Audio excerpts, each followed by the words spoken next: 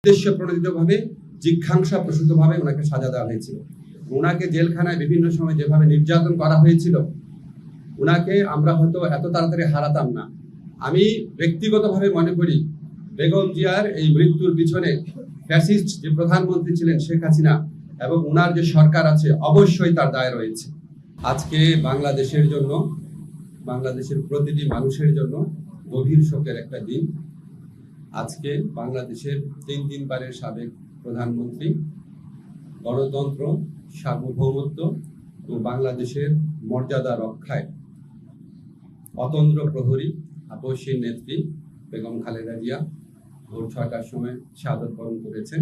বেগম জিয়ার মৃত্যুতে আগামীকাল থেকে ৩ দিনের জন্য রাষ্ট্রীয় শোক প্রস্তাব গৃহীত হয়েছে এবং আগামীকাল সাধারণ ছুটির ঘোষণার সিদ্ধান্ত হয়েছে। সবাই বেগম জিয়ার মৃত্যুতে একটি শোক প্রস্তাব গৃহীত হয়।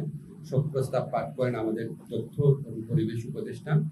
সবাই সিদ্ধান্ত হয় যে বাংলাদেশের যত দূতাবাস আছে পৃথিবীর বিভিন্ন প্রান্তে সেখানে শোক বই খোলা হবে।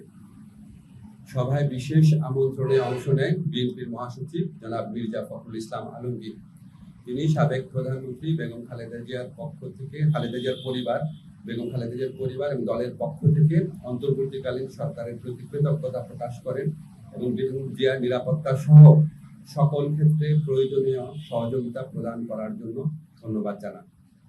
মির্জা ফখরুল ইসলাম আলমগীর সাহেব আমাদের সভাকে অবহিত করেন যে আগামীকাল বুধবার বাদ জোহর জাতীয় সংসদের দক্ষিণ প্লাজা এবং এর সংলগ্ন মানিক মিয়া এভিনিউতে বেগম খালেদা জিয়ার জানাজা অনুষ্ঠিত হবে।